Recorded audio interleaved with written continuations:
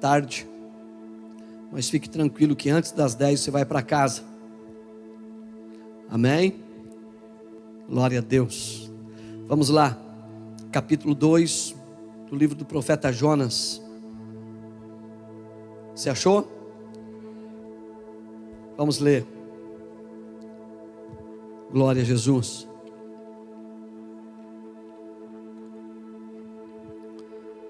Então, de dentro do peixe, Jonas orou ao Senhor, seu Deus, e disse: em minha angústia clamei ao Senhor, e Ele me respondeu.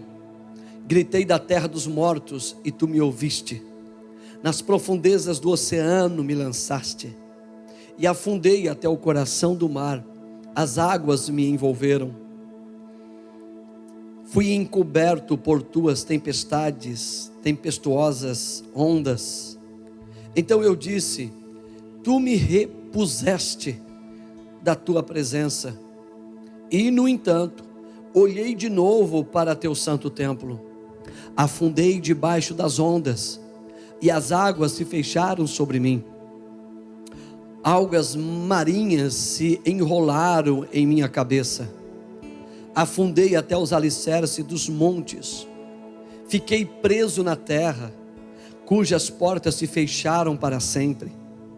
Mas Tu, ó Senhor meu Deus, me resgataste da morte. Quando minha vida se esvaía, me lembrei do Senhor, e minha oração subiu a Ti, e em Teu santo templo. Os que adoram falsos deuses dão as costas para as misericórdias de Deus.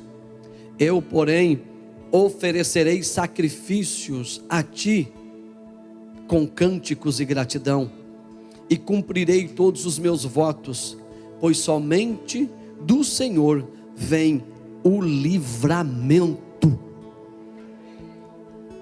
Glória a Deus. Vamos pregar o Evangelho? Escute. Estamos diante de um texto que pode ser tido como uma canção. É a parte poética do livro de Jonas, capítulo de número 2 até o verso de número 10. É uma oração, e ela é compilada de vários atalhos dos salmos.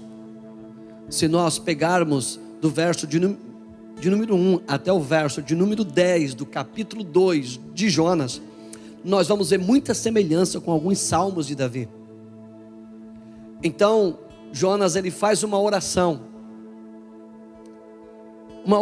de gratidão, de denúncia, dizendo que desceu a sepultura mais baixa que foi cavada, e declarando que mesmo desse lugar havia apenas um Deus verdadeiro, denunciando que todos os demais deuses são mentirosos e a idolatria é vã. Então ele adora o Senhor. A oração de Jonas no ventre do grande peixe, ela é uma oração de gratidão. E eu quero começar falando da oração. Nós já pregamos muito sobre Jonas, e eu amo pregar sobre Jonas. Para mim é um dos profetas que eu tenho curiosidade de conhecer quando chegar na eternidade. Quero conhecer todos, mas eu tenho uma apuração específica por Jonas. E o capítulo de número 2 trata diretamente de adoração, de arte poética, de adoração, de oração, de gratidão. Só porque esta oração ela é registrada no pior estágio do profeta, quando ele estava no ventre do grande peixe. E a oração de Jonas no ventre do grande peixe é uma oração de gratidão e não de reclamação. Gratidão pelo livramento, muito mais do que uma súplica por livramento. Se você pegar do verso de número 1 até o verso de número 10 e analisar frase por frase, contexto por contexto, você vai ver que ele não está pedindo, ó Deus, livra-me, mas ele está agradecendo a Deus pelo livramento. Mas ainda assim ele continuava naquela sepultura tão profunda dos mares, dentro de um peixe, e ele agradecia ao Senhor pelo livramento. A oração de Jonas é, na verdade, um salmos de louvor, uma doxologia.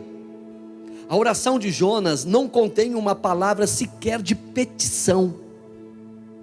Você não vai ver Jonas pedindo nada, e ele estava no pior estágio,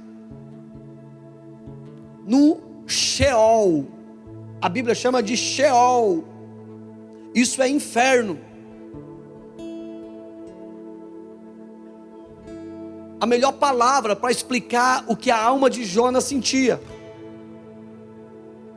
a pressão do mar Mediterrâneo estava sobre a sua cabeça, algas marinhas enroladas no seu pescoço e na sua cabeça, suco gástrico do estômago queimando a pele de Jonas, respirando como se fosse um feto, assim como o feto respira pela corrente sanguínea da mãe. Jonas não respirava por uma questão de oxigenação, mas respirava pela corrente sanguínea daquele grande peixe. E nesse estado, ele não reclama, ele não pede, ele faz uma oração de adoração. Uau! Eu tenho certeza que você já passou problema na vida. Eu tenho absoluta certeza e respeito a sua dor. Eu tenho certeza que todos nós já passamos um momento difícil demais, e talvez alguém está passando nesse momento. Mas se juntar todos os apertos nosso, junto dessas quase 600 pessoas aqui essa noite, se juntar todos, não chega 1% do que Jonas passou sozinho. E nós vemos um coração de gratidão. Pense você em ambiente semelhante ao dele. Se por muito menos nós amaldiçoamos a Deus e damos um extrato da nossa negativa dizendo Deus não existe, por muito menos do que isso. A oração de Jonas não contém uma palavra sequer de petição. Ela consiste em ação de graças. Verso 2 ao verso 6, ação de graças. Contrição, do verso 7 ao verso 8. E renovada dedicação, do verso 2 ao verso 9. Essa oração está recheada de citações de salmos, como eu acabei de dizer. Começamos observando que várias lições preciosas podem ser aprendidas com a oração de Jonas. Quem quer aprender alguma coisa com a oração de Jonas?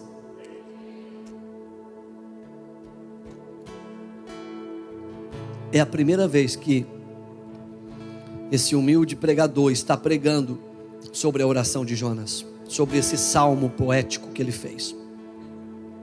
Aqui vemos o desespero humano encontrando alívio no livramento divino. Sim, senhoras e senhores, a situação era o nível mais submundo do desespero humano. Mas vemos o desespero humano encontrando alívio no livramento divino. Então nós começamos. O mesmo sol que endurece o barro amolece a cera. Você entende assim? Enquanto uns se revoltam contra Deus na angústia, outros se voltam para Ele em oração. Primeiro ponto. O mesmo sol que endurece o barro derrete a cera. A mesma angústia que coloca uns contra Deus, coloca outros em oração e gratidão ao Senhor.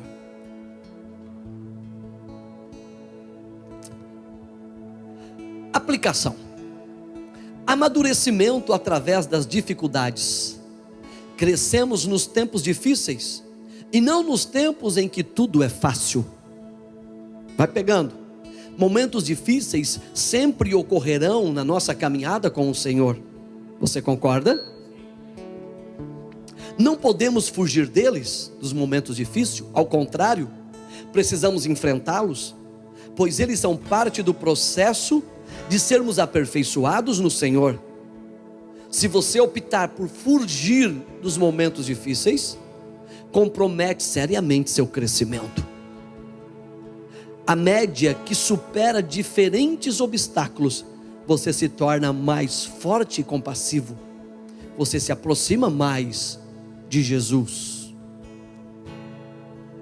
Maturidade não vem com a idade, mas vem com guerras vencidas e obstáculos ultrapassados.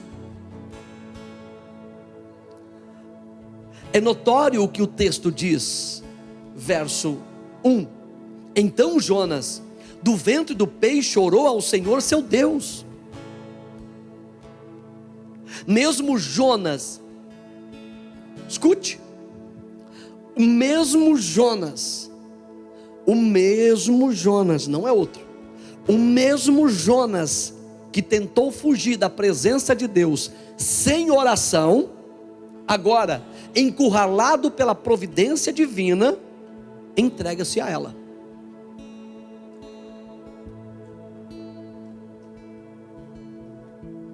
O mesmo, estamos falando do mesmo personagem. Ele tentou fugir de Deus sem oração, agora encurralado pelo aperto, entrega-se à oração. Ó, que bonitinho.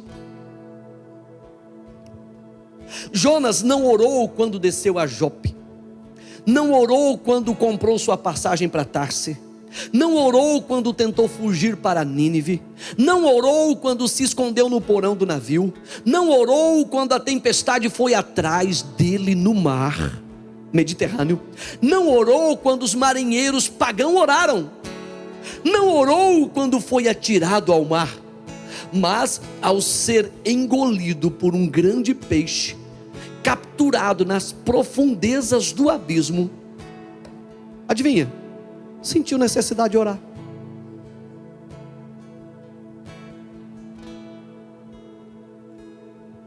O desespero humano encontra alívio na providência divina.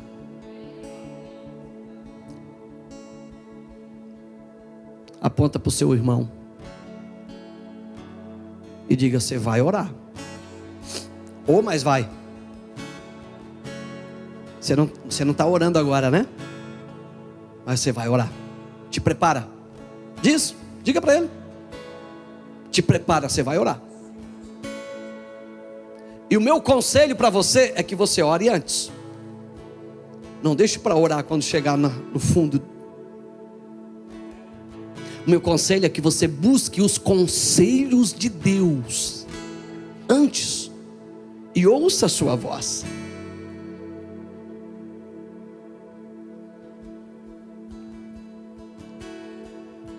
E então, deixa eu falar um pouco sobre desobediência. Não tem como falar de Jonas e não falar sobre correção. A disciplina de Deus é uma prova do seu amor por nós. Jonas tinha uma mente lúcida. Ele sabia que a tempestade não era apenas um fenômeno natural. Ele discerniu corretamente que Deus havia mandado a tempestade atrás dele. Capítulo 1, verso 12. Jonas tinha consciência que aquilo não era apenas um cataclisma. Não, Deus tinha mandado aquela tempestade atrás dele. Agora, ele entende que não foram os marinheiros que o lançaram ao mar, mas o próprio Deus. Jonas sabe que a experiência que está vivendo não são casuais, mas providenciais.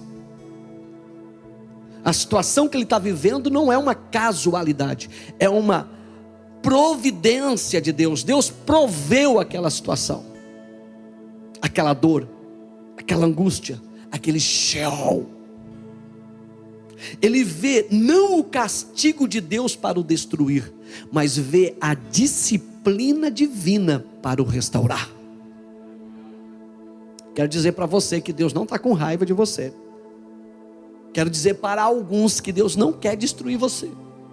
Mas sim, Deus está encurralando, apertando alguns. Não para destruir, mas trazendo disciplina para poder restaurar você. Você fugiu. Você correu. Deus tinha dado uma direção, você preferiu fazer as vontades do seu coração.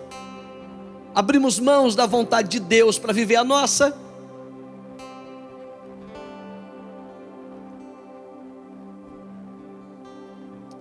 Ele vê não o castigo de Deus para o destruir, mas a disciplina divina para o restaurar.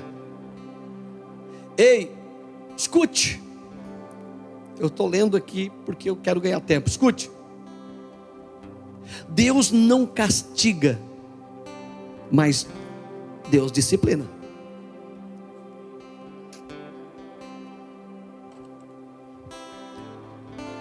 Se você ouvir de alguém assim, Deus está me castigando. Mentira. Você pode estender o dedinho em direção a ele e dizer, mentira. Porque Deus não castiga ninguém. O último que Deus castigou foi Jesus, no nosso lugar. Agora, Deus disciplina. Pode ter certeza. A disciplina vem de Deus. Castigo é resultado de vingança. Então Deus não se vinga mais. Ele já se vingou uma vez.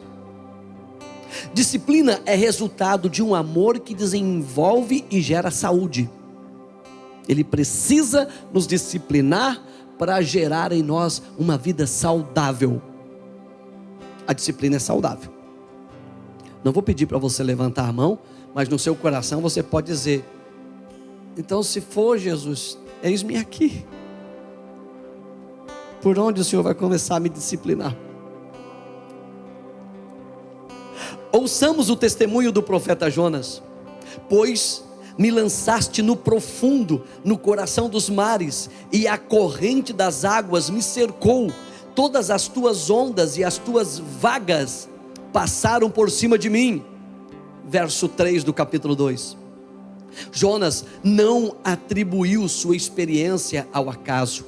Ele não culpou os marinheiros por o terem lançado ao mar. Ele não atribuiu sua experiência à fúria do mar ou uma ação maligna contra ele. Ele vê nas circunstâncias a mão proveniente de Deus, disciplinando-o para a sua própria restauração. A disciplina de Deus é uma prova de amor por nós, irmãos. Deus nos lança no profundo dos mares revoltos, para reconhecermos a profundidade da nossa rebeldia e para nos trazer de volta ao caminho seguro da obediência. É Deus lançando Jonas nas profundezas dos mares, para que ele pudesse levar um choque de realidade, reconhecer a sua rebeldia e voltar para o caminho da obediência. O fato de Deus ter disciplinado Jonas é a prova de que ele era um filho de Deus, pois Deus só corrige seus filhos. Hebreus 6:8, continuamos construindo, ouça-me. Mas se estais sem correção, de que todos se têm tornado participantes, logo sois bastardos e não filhos. Se não tem correção, não é filho. Se tem correção, é a nossa rebeldia.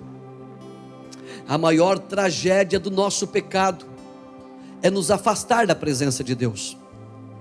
É o maior dano que o pecado causa em nós, quando estamos fora do circuito do sangue de Jesus, é que o pecado nos afasta de Deus. É o pior dano que pode causar um coração do homem e da mulher. Jonas abre seu coração numa confissão dolorosa. Verso 4: então eu disse: lançado estou diante dos teus olhos, tornarei porventura a ver o teu santo templo? Jonas tentou fugir da presença de Deus, e agora lamenta por ter sido lançado de sua presença. Você não acha isso cômico? Jonas tentou fugir da presença de Deus, e agora lamenta por ter sido lançado fora da sua presença. Mas foi você que quis. Você não queria fugir da minha presença? Por que você está lamentando agora por estar tão longe de mim? Verso 4: e Jonas lamenta por estar longe da casa e da presença e dos olhos do Senhor. Jonas experimentou um pouquinho daquilo que estava buscando e ficou desesperado.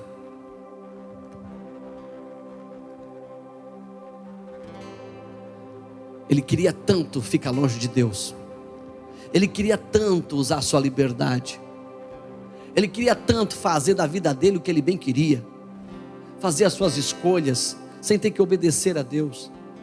E quando ele experimentou um pouquinho da liberdade trazida pelas suas próprias mãos, o desespero o tomou. Eu quero dizer que isso continua sendo uma grande verdade. Quando nós buscamos uma liberdade fora da liberdade de Deus, não precisamos ir muito longe para experimentar um desespero total. Só Deus tem a paz que nós precisamos, irmãos. Glória a Jesus. Fora da vontade, da obediência, dos planos, dos propósitos de Deus para a nossa vida, ao dobrarmos a esquina, o desespero já nos pega.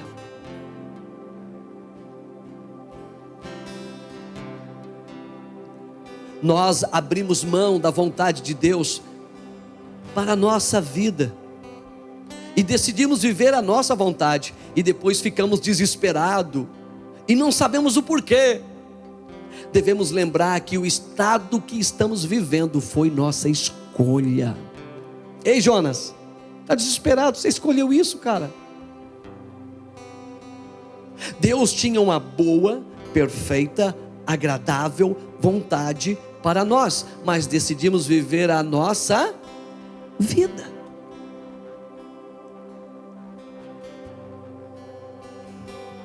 Não existe nada mais perigoso do que Deus nos entregar a nós mesmos e nos dar o que buscamos na loucura da nossa rebeldia.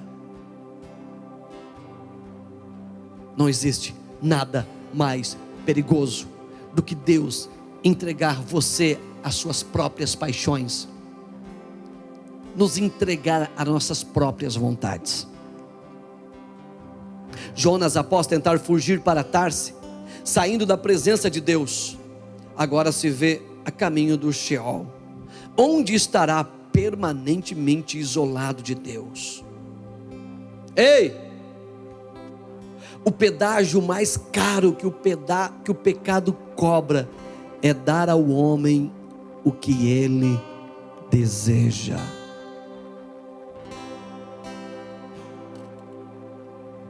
Precisa repetir? O pedágio mais caro que o pecado cobra do homem é dar a ele o que ele deseja. Então, tome cuidado se você vive para satisfazer os desejos do seu coração. Na verdade, os seus desejos, hoje completo, amanhã tornam-se a sua própria sentença. Eu sei que você está entendendo. O pecado induz o homem a afastar-se de Deus, mas longe de Deus só existem trevas.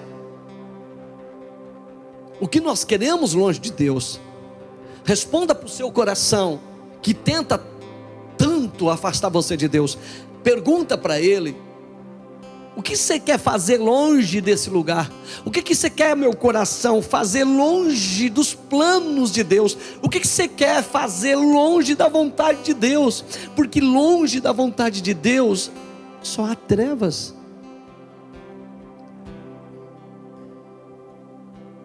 Por que buscamos tanto isso? Jonas experimentou um pouco a tragédia que é ser lançado fora da presença de Deus. Verso 9: que grande tragédia será para aqueles que serão banidos da face de Deus por toda a eternidade. Jonas experimentou um pouquinho o que é ser banido da presença de Deus, e quando ele experimentou o que é ficar longe de Deus, à beira do inferno, então ele diz no verso de número 9 do capítulo 2: quão trágico será para aqueles que vão viver toda a eternidade longe de Deus.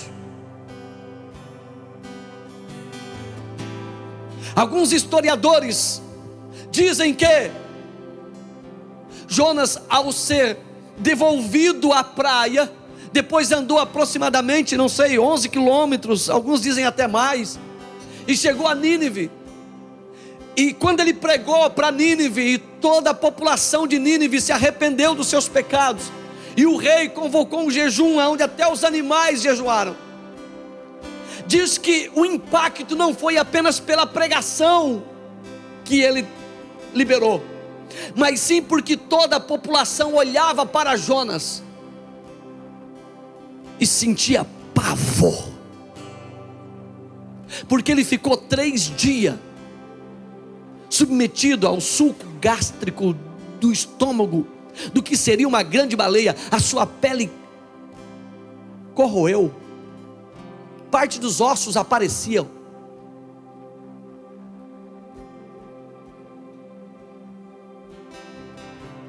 Talvez quando ele começou a olhar para o seu braço e a carne derreter, um pé queimando, um olho ficando gacho, então sai o verso de número 9 do capítulo 2: quão trágico será para aqueles que ficarão separados de Deus por toda a eternidade. Uma vez que eu experimentei só um pouquinho do que é estar longe de Deus. Eu estou pregando o Evangelho nesta noite. O pecado é maligno, ele é pior do que a pobreza, do que a doença, do que a solidão, do que a própria morte. Esses males, pobreza, doença, solidão, morte, embora terríveis, não podem nos afastar de Deus, mas o pecado afasta o homem da presença de Deus, agora e por toda a eternidade, antes, se houver arrependimento e crer em Jesus. O pecado é o pior mal que existe, porque todos os demais males não nos afasta de Deus. Agora o pecado nos afasta da cruz, o pecado nos afasta do sangue de Jesus, o pecado cega o nosso entendimento, o pecado não nos deixa ter vida no Espírito, não nos deixa nascer de novo espiritualmente. E eu estou falando de pecado sim, porque hoje é culto de Santa Ceia, é culto de confrontar áreas e camadas da nossa vida, e dizer para nós nesta noite: creia em Jesus, arrependam-se dos seus pecados, e volte para o propósito original que Deus estabeleceu para você. Você não foi feito, a sua existência não foi desenvolvida para viver longe do Senhor. Você foi feito para viver longe. Não foi. Você foi feito para viver com Deus.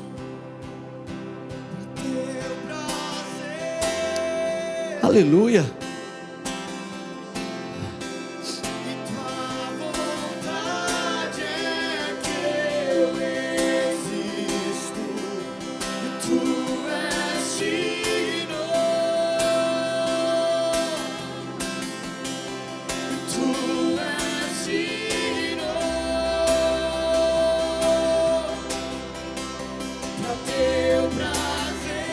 Sim, Espírito Santo, assim nós declaramos.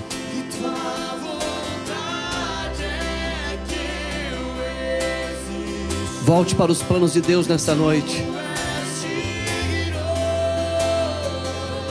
Que essa palavra possa queimar o seu coração.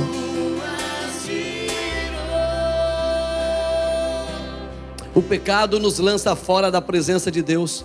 Ele impede a nossa comunhão com Deus. Não podemos viver em pecado e em comunhão com Deus ao mesmo tempo. Ou nossa comunhão com Deus nos afasta do pecado, ou o pecado nos afasta da comunhão com Deus. Ou a leitura desse livro vai te aproximar de Deus, ou o pecado vai te afastar desse livro. Quando tentamos fugir da presença de Deus, ficamos encurralados pelas circunstâncias. Jonas queria fugir de Deus, mas Deus cercou Jonas por todos os lados. Jonas é um prisioneiro do mar. É impossível fugir da presença daquele que é onipresente.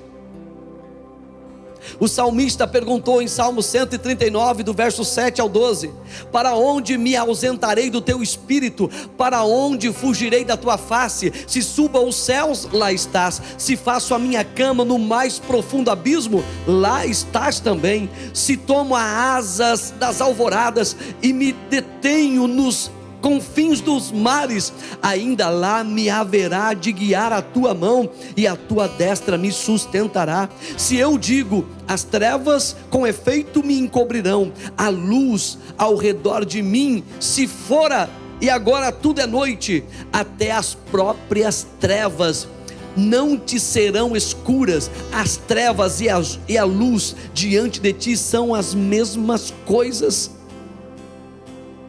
Quem vai se esconder de Deus? Você acha que você consegue se esconder de Deus? Não, você consegue se esconder da sua família, você consegue se esconder dos seus amigos, do seu cônjuge, você consegue, enfim, mas os olhos de Deus estão lá dentro daquele banheiro, os olhos de Deus estão lá dentro daquele carro quando você está sozinho numa rua abandonada, os olhos de Deus estão vendo você quando você pensa que ninguém está vendo. Ninguém consegue se esconder dos olhos de Deus, porque Ele é onipresente. Deus vê você, Deus vê você, Deus vê você, Deus vê você. Não tem como falar do profeta Jonas e não falar de desobediência. O caminho da desobediência sempre nos conduzirá por abismos mais profundos. Deixa eu falar um pouquinho de desobediência. Os demônios acreditam e tremem, porém não obedecem. O que nos define não é o tanto que nós cremos, mas é o tanto que nós obedecemos. Jesus, Ele só é Salvador daquele que Ele é Senhor. Se Ele não for o Senhor da nossa vida, Ele não será o nosso Salvador. Não adianta dizer, tu és o meu Salvador, mas Ele não domina, Ele não tem liberdade para controlar a nossa vida. É nós que controlamos, Ele não controla a nossa vontade. Nós vivemos para o nosso estômago, nós vivemos para o nosso prazer. Então não adianta dizer, eu tenho um Salvador, porque Ele só será Salvador daquele que hoje Ele é Senhor, se Ele dominar a sua vontade, se Ele dominar a sua mente, se Ele dominar o seu coração. Os demônios, eles crêem, então crer não é o problema. O que mais nós temos hoje é pessoas crendo em Jesus, porque até crer em Cristo hoje virou moda. É bacana hoje dizer que é cristão, é legal, é bonito, é business. Mas a questão não é crer, a questão é obedecer, porque o diabo também crê, mas não obedece nada. A questão é se eu vou abrir mão da minha vontade para fazer a vontade dele. Você está entendendo isso aqui? Eu não posso liberar você daqui essa noite sem ouvir essa palavra. O Espírito Santo quer nos ensinar algo a mais. Ele quer edificar a sua igreja nesse culto de ceia. E culto de ceia é muito propício em falar desses temas. Porque nós viemos aqui, comemos o pão, tomamos o cálice, dizemos que cremos e até choramos. Mas o contexto da nossa vida diária, comum, trivial, ordinária, não se encaixa com o procedimento que nós fazemos aqui em 2 horas por semana. Aqui nós comemos o pão, tomamos o cálice e dizemos: te amo, Jesus, obrigado por morrer na cruz e me salvar. Só porque ao sair dessa porta para fora, cada um faz o que bem dá na telha, cada um vive a sua vontade.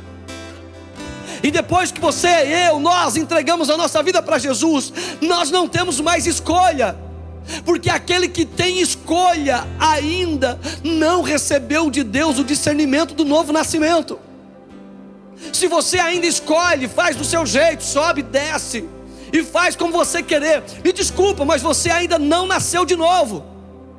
Porque todo aquele que herdou um novo nascimento e uma revelação dada pelo Espírito Santo, ele só tem uma escolha: tentar agradar o coração daquele pela qual um dia custou a sua vida. Não agrada mais o seu coração, não agrada mais a sua vontade, não é mais como nós pensamos, não é mais como nós cremos nas nossas filosofias baratas. Os demônios acreditam e tremem, mas não obedecem. Fé tem mais a ver com obediência do que com resultados rápidos. Nós temos muita fé para mover resultados rápidos. Eu tenho fé que vai acontecer, eu tenho fé. Ei, fé tem mais a ver com obediência do que com resultados rápidos. Você sabe qual é a fé que funciona? Não é a fé na fé, não é a fé que vai gerar um eixo que vai trazer as coisas para mim. Não, a fé que funciona é a fé que obedece. Portanto, se você tem muita fé e não tem nada de obediência, me desculpa, mas você está se iludindo aqui dentro. Porque não podemos desassociar fé de obediência. Não funciona, desculpa ser tão verdadeiro, mas fé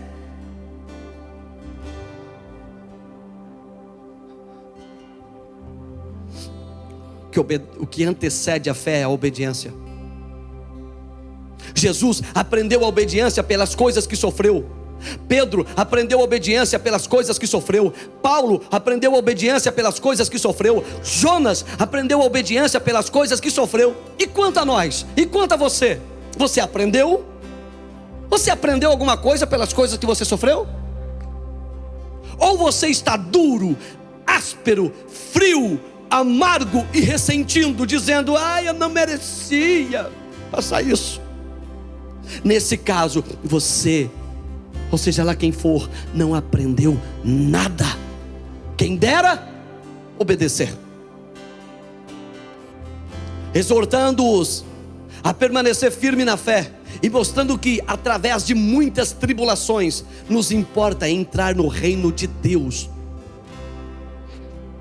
Atos 14, muita tribulação prova o meu coração em obediência, porque em tempos bons até um homem mau passa por bom, mas em tempos difíceis vai mostrar se você é obediente ou vai revelar a rebeldia que há no nosso coração.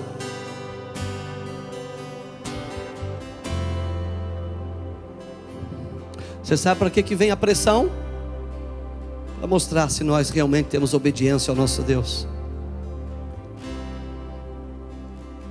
Quem vive o verdadeiro evangelho não é apenas aquele que crê, mas aquele que crê e obedece. Filipenses 2, 5 e 9. Jesus tornou-se obediente até a morte, e morte de cruz.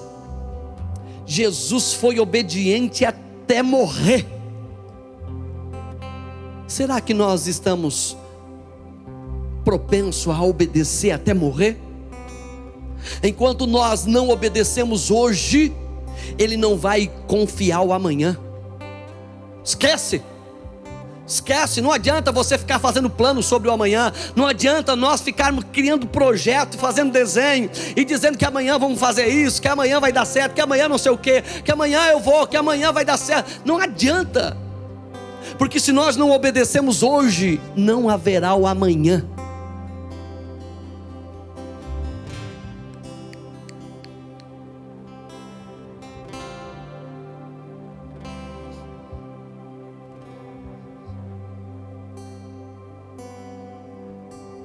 Se tem uma síndrome da nossa geração dos últimos 50 anos, é a rebeldia e a desobediência.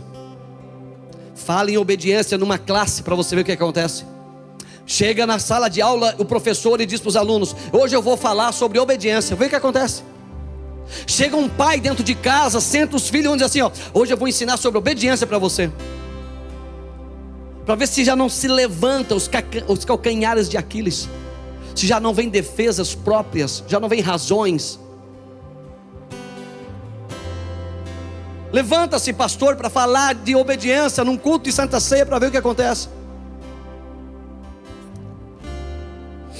Não tem como desassociar a fé de obediência, senhoras e senhores.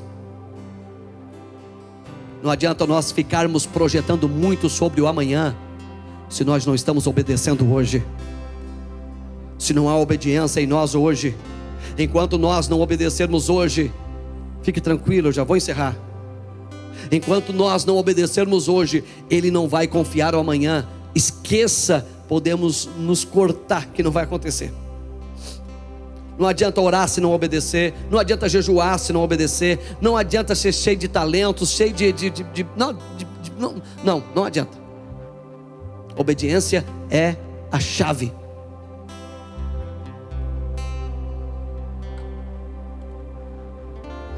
É muito melhor um obediente que ora pouco do que um desobediente que ora muito.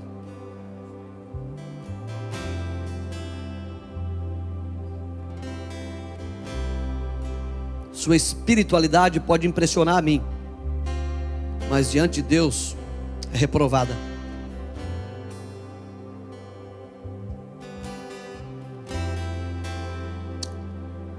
Todo desobediente se torna incrédulo.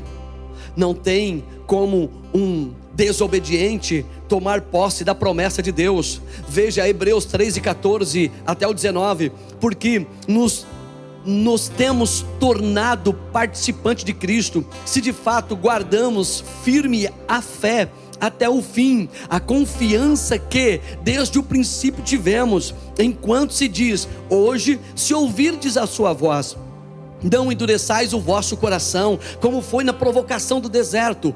Ora, quais os que, tendo ouvido, se rebelam?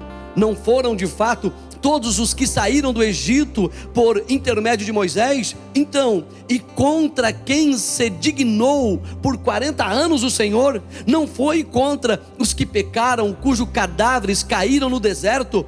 E contra quem jurou que não entrariam no seu descanso, senão contra os que foram desobedientes? Verso 19: vemos, pois, que não puderam entrar na terra prometida por causa da incredulidade, da desobediência. Está na procissão, está no meio do povo, de que está indo para Jerusalém, não é sinônimo de que vai alcançar. Só entra lá quem obedece. Fazer missões até o confim. Fazer missões até os confins da terra é a ordem expressa de Jesus. O id de Marcos 16 e 18, ele é um id imperativo. Ide por todo mundo e pregai o evangelho a toda criatura. Ei, se fazer missão é ordem expressa e imperativa de Jesus, então o não fazer é desobediência, igreja. Eu estou pulando os assuntos aqui, mas eu espero que o Espírito Santo me ajude.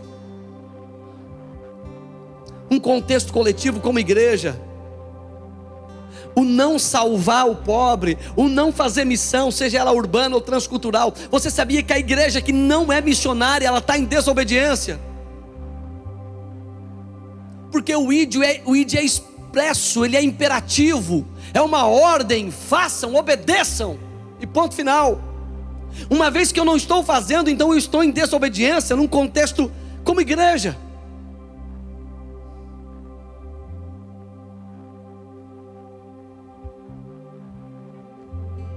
Por isso que tem igrejas que são obrigadas a apelar para o coach, porque é só o que resta.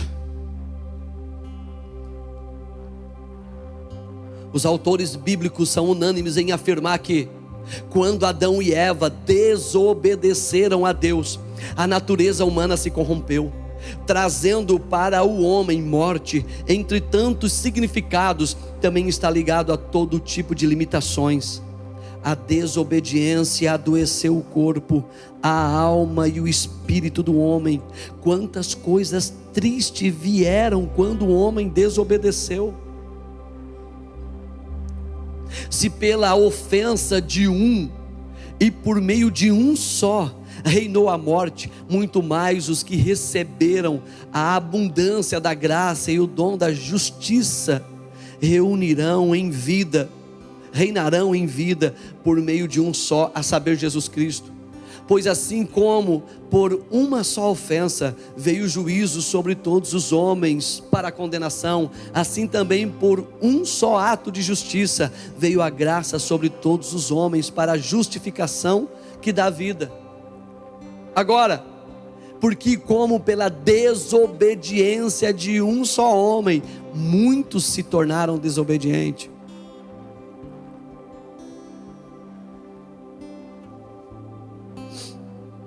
Só depois que Eva deu ouvidos para a voz da serpente, foi que os sentidos de Eva foram despertados. Eu vou continuar só lendo, se você quiser pegar, pega aí. Não tem nem como explicar isso aqui. Até então, ela passava por aquela árvore todos os dias e não sentia nada. Agora, depois que ela ouviu a serpente, brotou nela a raiz da desobediência.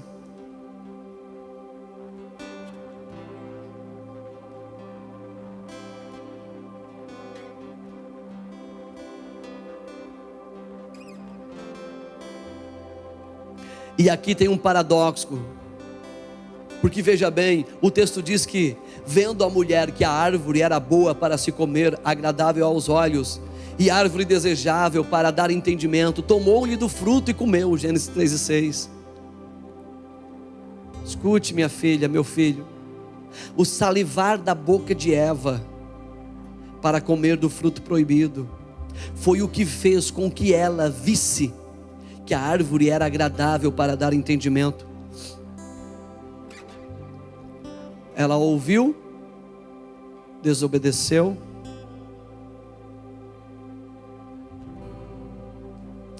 Que o Espírito Santo possa trazer uma feridora aos nossos ouvidos esta noite.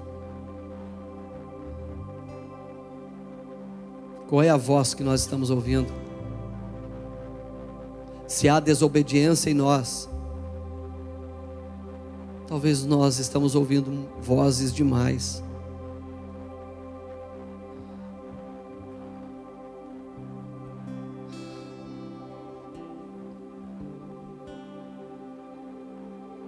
Sabe onde nasce a desobediência? Quando desejamos tudo aquilo que está fora do que Deus fez para nós. Pastor, onde que a desobediência entrou na minha vida? A desobediência entrou justamente quando Jonas tentou viver alguma coisa fora daquilo que Deus tinha para ele.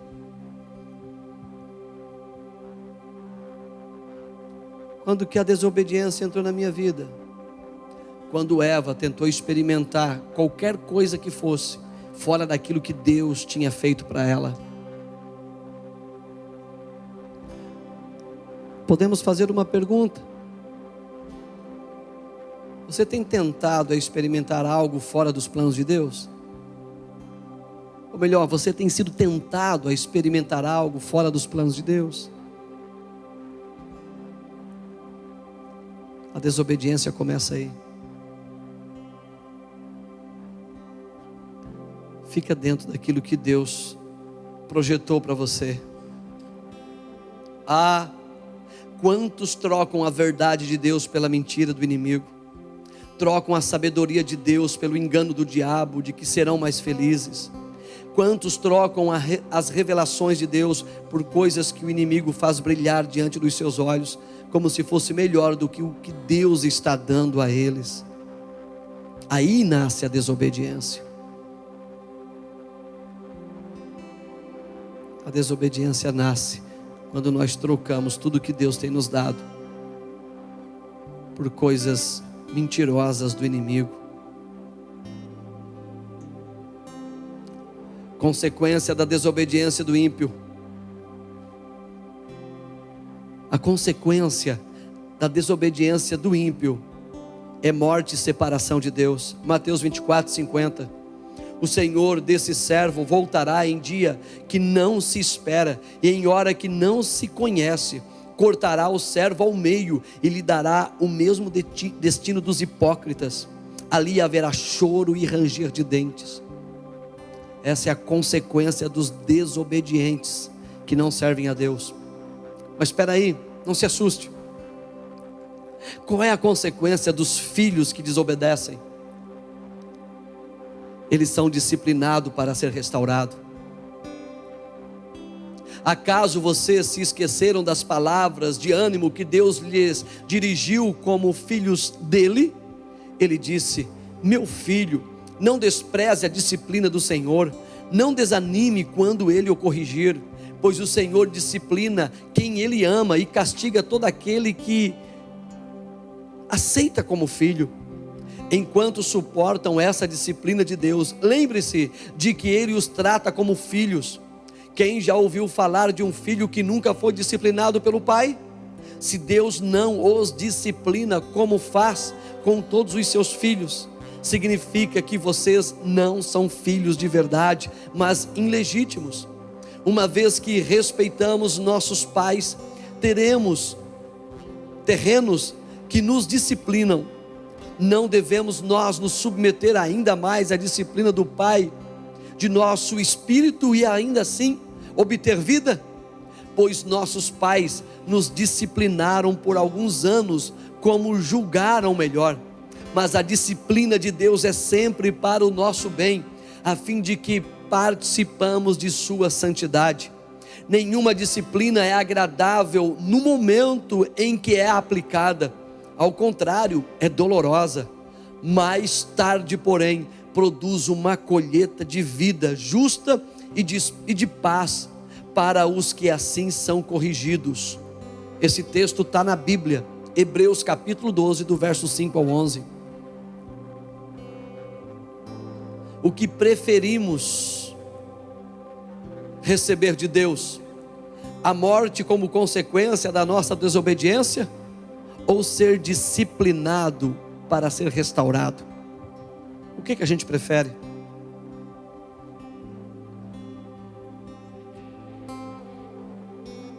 Eu vou parar aqui. Vou continuar domingo que vem. Ok, coloque-se em pé, senhoras e senhores.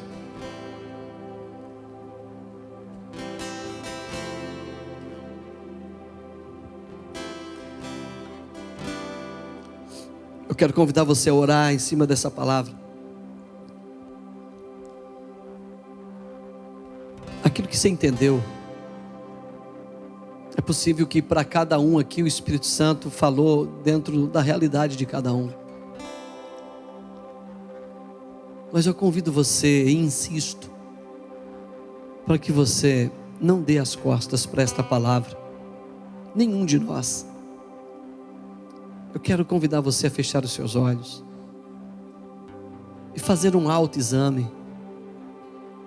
Procura ver se acha algum caminho de desobediência em você. Acabamos de participar do corpo e do sangue de Jesus. A pergunta é: será que estamos sendo obedientes a Ele? Se Deus permitir, semana que vem nós continuamos a falar de Jonas e dessa oração. Feche os seus olhos, meu irmão querido e minha irmã. Enquanto o pastor Joab e a pastora Renata ministram uma canção, procura o Espírito Santo para corrigir o curso.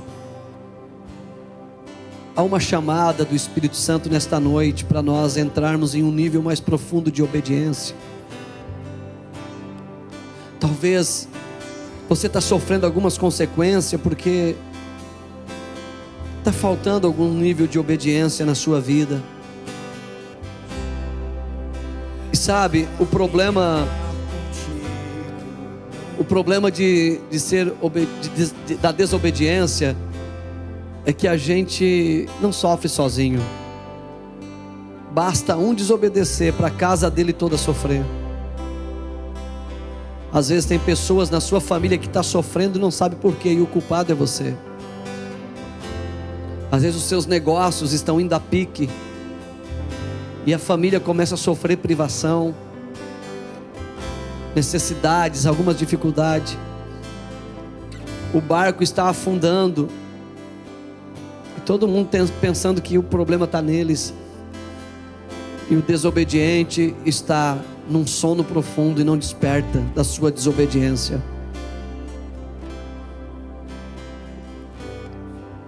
O que mais o Espírito Santo precisará falar para nós acordarmos no fundo do porão? O que mais o Espírito Santo vai precisar denunciar em nós para nós sermos despertados? Obrigado pela sua atenção nesta noite.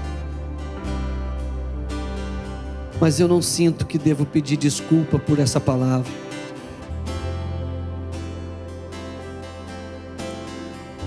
Se ela não falou com você, volte outro dia.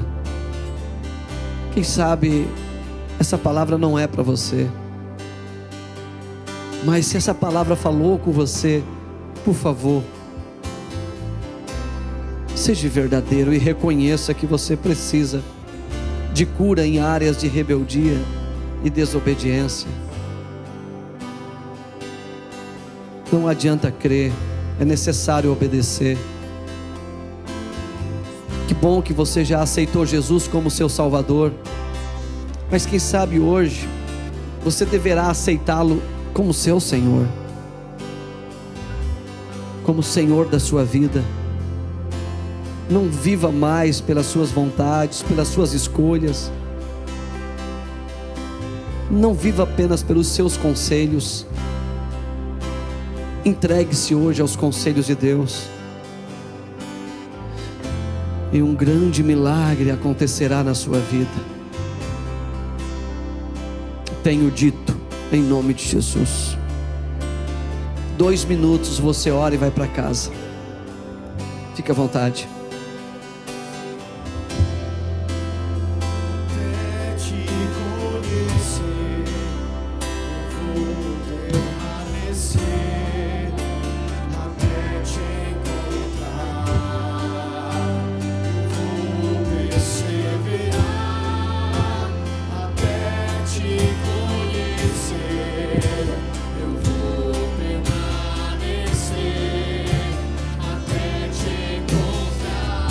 Sim, Espírito Santo. Mesmo que custe o meu nome, mesmo que custe a minha imagem. Sim, Senhor.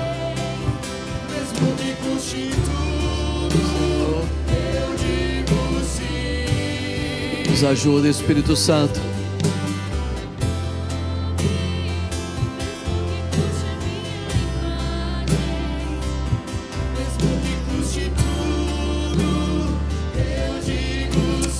Aleluia. Você orou? Ou só cantou? Se você orou, então levante a sua mão. Pai, segundo a tua palavra e segundo o coração de cada um aqui, eu libero como ministro desta noite os resultados dessa palavra.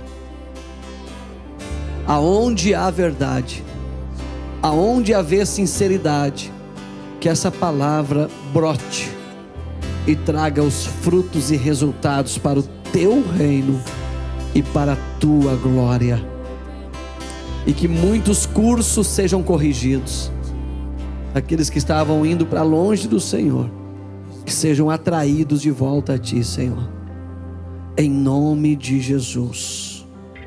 E você diz amém. Não vou chamar ninguém aqui na frente hoje. Hoje a maré está baixa.